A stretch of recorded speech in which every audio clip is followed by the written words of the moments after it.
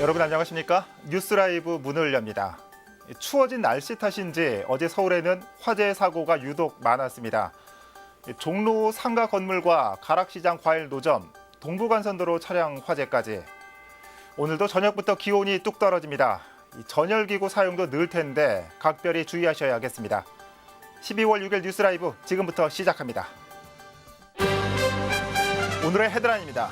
도봉면허 시험장 이전이 표류하면서 해당 부지를 활용하는 창동 차량기지 개발 사업에도 제동이 걸렸습니다. 한편 서울시가 창동기지창 부지에 서울대병원 2분관을 유치하고 싶다는 의사를 밝힌 것으로 전해져 기대감이 높아지고 있습니다.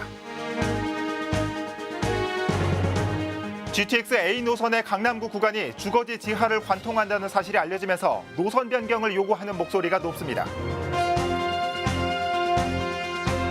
희망온돌 따뜻한 겨울나기 모금 행사가 지금 이 시각 구로구청에서 열리고 있습니다. 따뜻한 나눔의 손길이 한창인 현장을 연결해봅니다.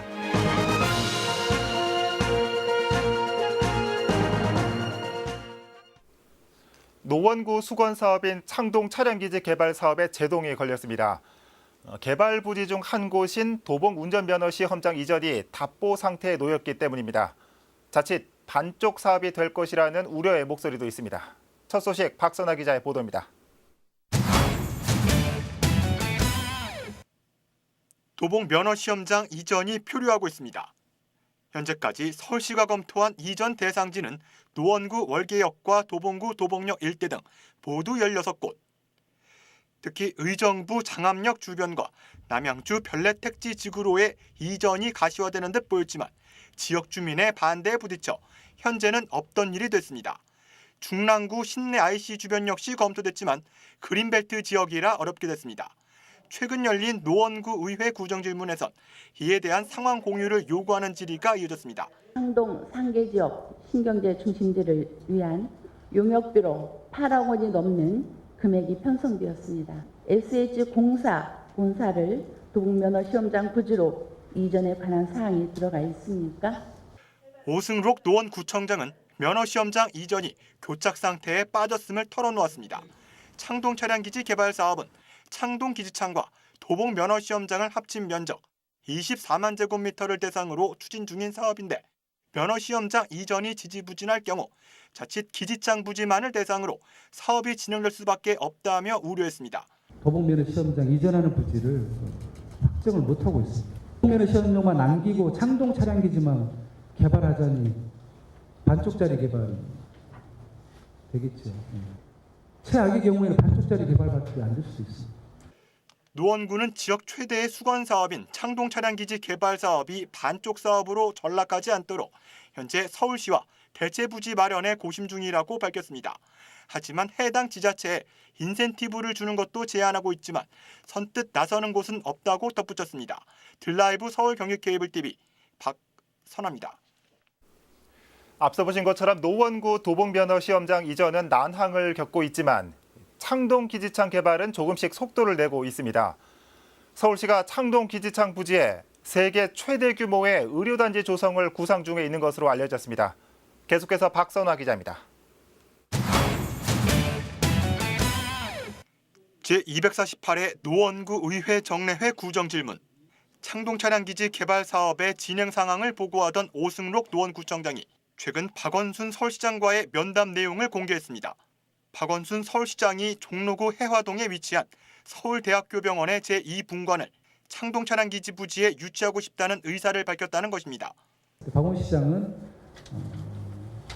창동 차량기지 이전 부지에 서울대병원 제2분관 창동 차량기지 이전 부지에 그런 세계 최대 규모의 종합병원을 지었으면 좋겠다라는 그런 의사를 좀 피력을 해서 저는 동의한다고 했습니다. 계획이 추진될 경우 경제적 파급 효과는 어마어마할 것이란 분석입니다. 의료 관광을 목적으로 국내 입국하는 외국 관광객 유치뿐만 아니라 의료질 향상에 목말라 있는 서울 강북권 주민들에게도 희소식이 될 수 있다는 것입니다. 현재 추진 중인 수서발 KTX의 광운대역 정체와 함께 진행된다면 전국 각지에서 노원구를 찾게 될 것이란 설명입니다. 동남아라든가 중국 이런 쪽에 의료 관광 인력이 굉장히 많습니다. 규모 관광객이 노원구 그러니까 이 의료의 질 이런 부분에 대해서 굉장히 불안해하고 그런 욕구들이 좀 있습니다. 창동 기지창 개발은 현재 남양주 진접으로 이전이 확정된 상태입니다. 본격적인 개발이 시작되기 위해선 앞으로 6년이란 시간이 더 필요하다는 것이 노원구의 설명입니다. 주민들의 수건 사업인 만큼 세계 최대 규모의 의료단지가 들어설 수 있다는 소식만으로도 사업에 대한 기대감을 갖게 하고 있습니다. 딜라이브 서울 경기 케이블 TV 박선화입니다. 국토교통부는 파주 운정에서 강남구 삼성역까지 연결하는 광역급행철도 GTX A 노선을 이달 중 착공을 목표로 사업을 추진하고 있습니다. 강남구 구간은 재개발이 결정된 주거 밀집 지역의 지하를 관통하고 있는데 노선 변경을 촉구하는 목소리가 커지고 있습니다. 지혁배 기자입니다. 파주 운정에서부터 강남구 삼성역까지 모두 5개 정거장에 총 연장 42.6km의 수도권 광역급행철도 GTX A 노선 사업의 착공이 초읽기에 들어갔습니다. 전체 노선 중 강남구는 압구정동과 청담동을 지나고 있습니다. 환기구는 압구정 현대아파트 인근 완충 녹지대와 한남대교 남단에 설치됩니다. 노선은 지하 50m를 지나는데 주거지를 통과하는 청담동의 경우 지하 43m인 곳도 있습니다. 그런데 노선 계획이 구체적으로 수립되는 과정에서 제대로 된 주민 의견 수렴 과정이 없었다는 주장이 제기됐습니다. 아파트 바로 앞에 환기구가 세워지고 청담동의 주거지역 지하를 관통하는 사실을 지난달 말에서야 처음 알았다는 겁니다. 북한산 같은 경우는 동식물 때문에 적어도 120m 이하로 판다고 하는데 그 아파트 밀집 지역 지하로 지하철을 만든다는 거는 정말 말도 안 되는 그런 탁상 행정이라고밖에 볼 수 없습니다. 강남구의 GTX A 노선 주변은 이미 재개발이 추진되는 지역. 주민들은 터널 공사가 진행될 경우 소음이나 진동으로 인한 기본권 침해와 싱크홀 같은 사고가 발생할 위험이 크다는 것을 문제로 지적하고 있습니다. 강남구청에서 수차례 대안으로 제출한 한강 하부 구간 통과안으로 노선 변경을 요구하고 있습니다. GTX-A 노선 같은 경우에는 얼마든지 대안 노선이 있음에도 불구하고 굳이 그 주민의 피해를 감수하는 공사를 강행하려고 하는 국토부의 결정에 대해서 주민이 지금 분노하고 있고 실제 재산권뿐만이 아니라 안전에도 굉장한 위협을 느끼고 있는 이런 게 현실입니다. 국토교통부는 GTX A 노선의 연내 착공을 위한 막바지 행정 절차인 환경영향평가서 본안 검토에 들어간 상황. 주민들은 기본권조차 무시된 상황에서 추진되는 GTX A 노선 강남구 구간의 노선 변경 목소리를 높여나갈 계획입니다. 딜라이브 서울 경기 케이블 TV 지역배입니다.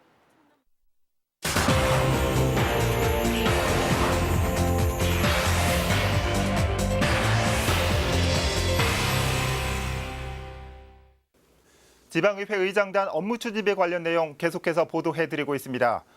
그럼 이번에는 업무 추진에 관련 예산은 어느 정도인지 그리고 왜 투명하게 사용돼야 하고 또 공개돼야 하는지 취재 기자와 함께 짚어보겠습니다. 천성 기자 어서 오시죠. 네.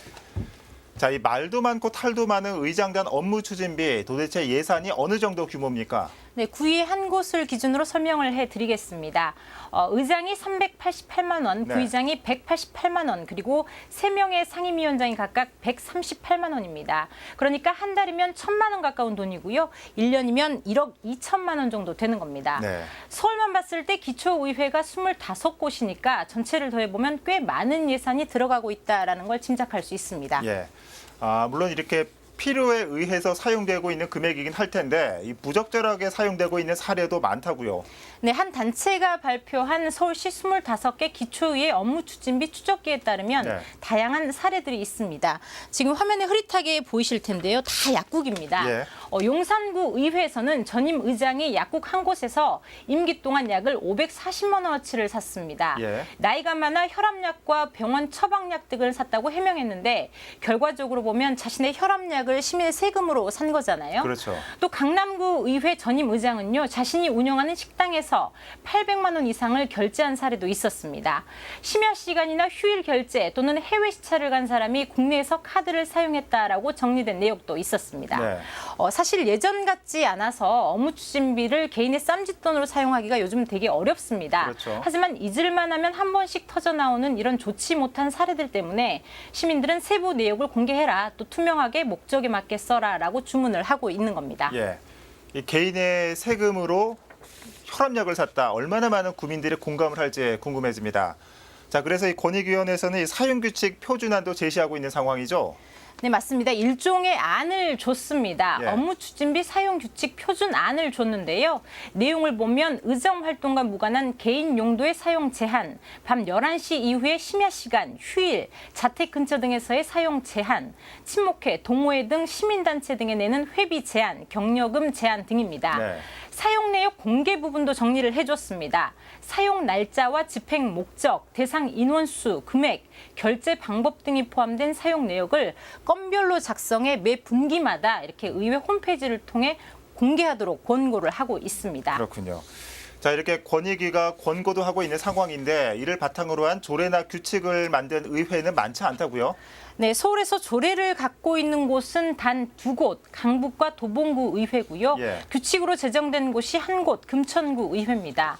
또 업무 추진비 사용 내역을 공개하고 있는 구의회는 8곳, 나머지 17개 구의회가 업무 추진비를 공개하고 있지 않은 상황입니다. 네. 대조적으로 25개 자치구들은요, 단 한 곳도 빠짐없이 구청장이 사용하는 업무 추진비를 홈페이지에 공개를 하고 있습니다.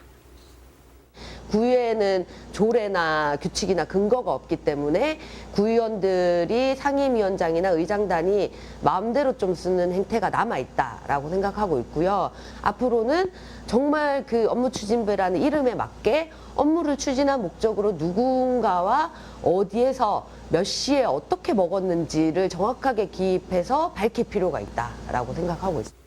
네. 그런데 청 기자, 이 정보를 공개하라는 대법원의 판례도 있지 않았습니까? 네, 당연히 공개하라는 게 대법원 판례입니다. 예. 영수증까지 투명하게 공개하라는 게 공개하라는 대법원 판결이 있었기 때문에 그 기준에 맞춰서 모든 지방의회가 정보 공개를 충실하게 해야 할 것 같고요. 네. 또 최근 국회도 특수활동비를 사실상 폐지하고 사용 내역을 공개하고 있는 상황입니다. 하물며 주민들과 가장 가깝다는 기초의회가 업무 추진비 공개를 안 한다는 게 말이 좀 안 되잖아요. 그렇죠. 조례 제정은 물론 정보 공개까지 보다 더 적극적으로 할 필요가 있다라고 생각이 듭니다. 예. 이 공적 자금의 투명한 사용이 요즘 사회 화두인데 이 기초의회에도 적용이 돼야 할 것 같습니다. 청 기자 잘 들었습니다.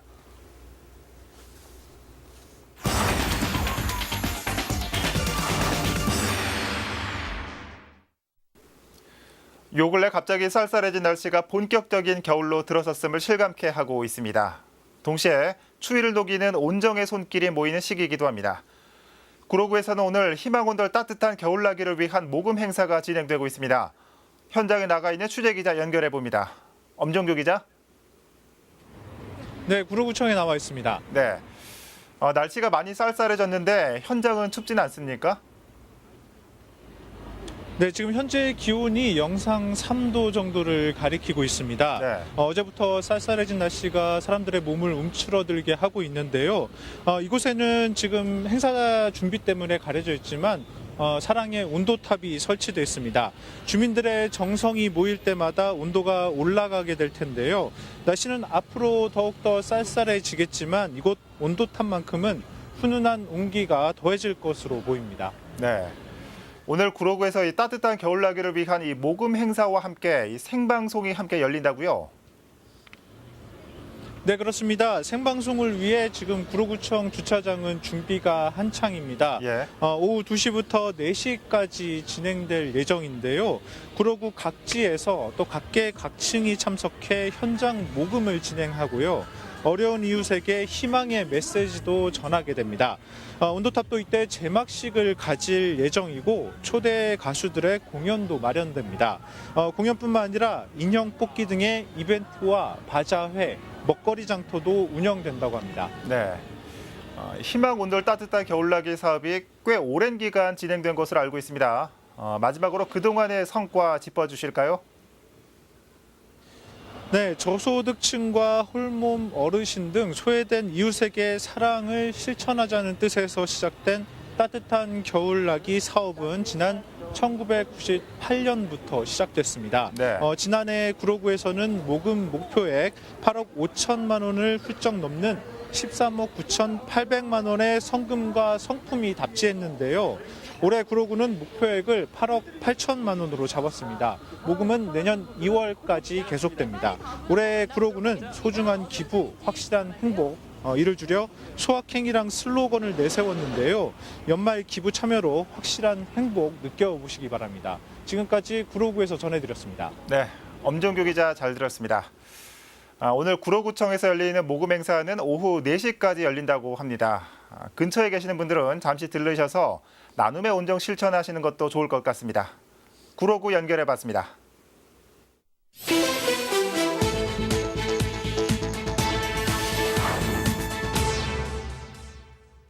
어제 오후 3시 30분쯤 종로구 간수동의 한 건물 비상계단에서 불이 났습니다.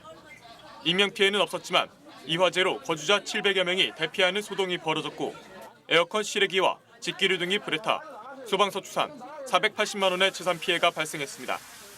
소방당국은 비상계단에 버려진 담배꽁초에서 불이 시작된 것으로 보고 있습니다.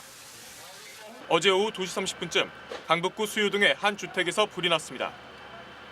이 화재로 거주자 한모 씨가 연기를 흡입해 인근 병원으로 이송됐고 냉장고와 TV 등이 불에 타 소방서 추산 1,500만 원의 재산 피해가 발생했습니다. 경찰과 소방당국은 보일러실 내에 위치한 전자레인지에서 불이 난 것으로 보고 정확한 사고 원인을 조사 중입니다. 어젯밤 9시쯤 성동구 동부간선도로 의정부 방향 갓길에서 승용차 한 대가 전소되는 사고가 발생했습니다. 인명피해는 없었지만 차량이 전부 불에 타 소방서 추산 6,500만 원의 재산 피해가 발생했습니다. 소방당국은 승용차의 엔진룸에서 불이 난 것으로 보고 있습니다. 뉴스라이브 사건 사고였습니다.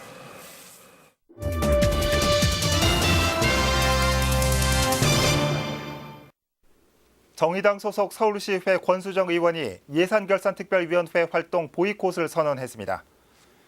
권 의원은 어제 기자회견을 열고 예산 심사 전 개수소위 구성과 관련해 위원 9명 모두 더불어민주당 의원으로만 구성된 데 반발해 남은 예결특위에 참석하지 않겠다고 밝혔습니다.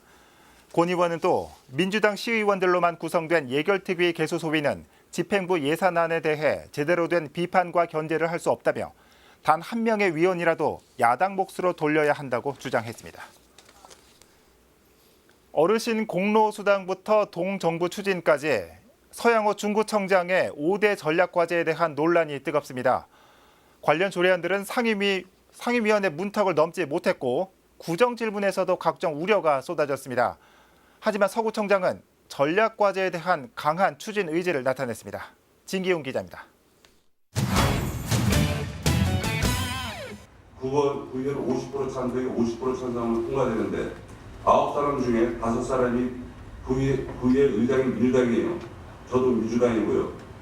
내용에서 그렇듯이 중요한 사업 결정은 민주당 구청장이나 민주당 부의원이 다수이니 문제없다는 식으로 어르신들에게 알려서 한국당 의원이 서양호 구청장이 경로당에서 어르신들에게 공로수당에 대해 발언한 녹취록을 공개하며 포문을 열었습니다.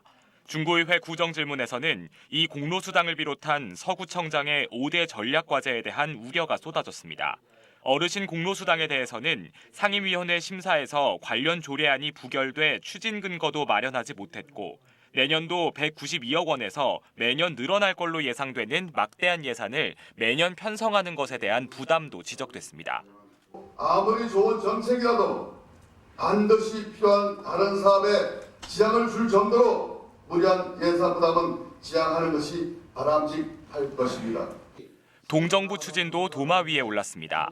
청소와 도로 관리 등 70개 사업, 50여 명의 구청 직원을 동으로 이관하고 동마다 주민자치회를 강화해 이들에게 예산 편성권을 준다는 건데 혼선이 야기된다는 겁니다.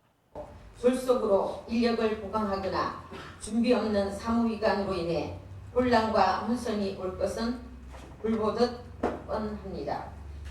이러한 동행정 추진을 주민자치위원회의 강화로 해결하겠다는 것은 현실을 직시하지 못한 일괄 답변에 나선 서구청장은 공로수당에 대해서는 복지부와의 협의와 재원 마련을 자신했고 정부 여당 관계자들에게 사업 취지 및 내용을 설명하여 적극 협조를 요청하였고 금년도 중으로 협의 결과를 받을 수 있도록 노력 중입니다.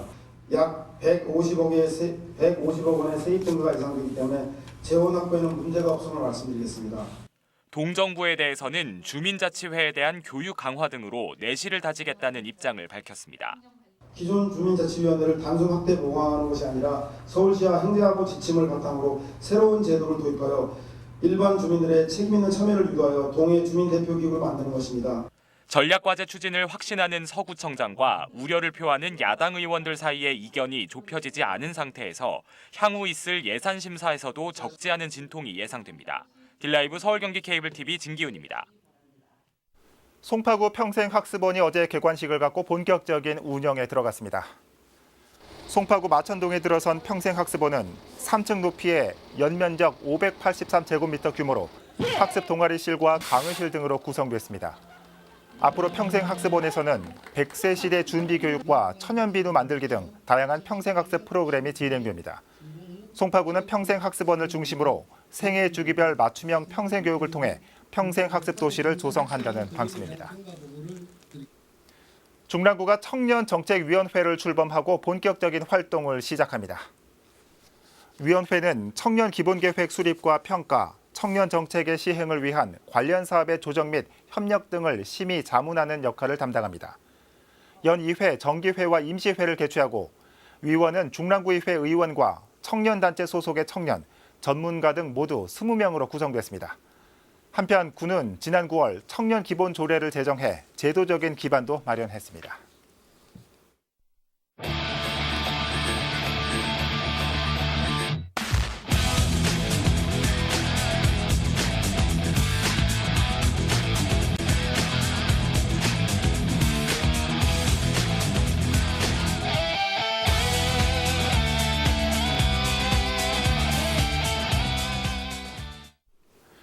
일주일에 350만 원, 학교 폭력을 당하는 자녀를 보호하기 위한 사설업체의 이른바 삼촌 패키지 이용 요금입니다. 여성 기사가 운전하고 여성들만 탈 수 있는 레이디 택시도 이달 중 서울에서 만나볼 수 있습니다. 흉흉한 시대, 내 자녀와 자신의 안전은 스스로 지키는 것도 맞지만 보이지 않는 벽이 또 하나 세워진 것 같은 씁쓸한 마음은 어쩔 수 없는 것 같습니다. 뉴스라이브 마칩니다. 시청해주셔서 고맙습니다.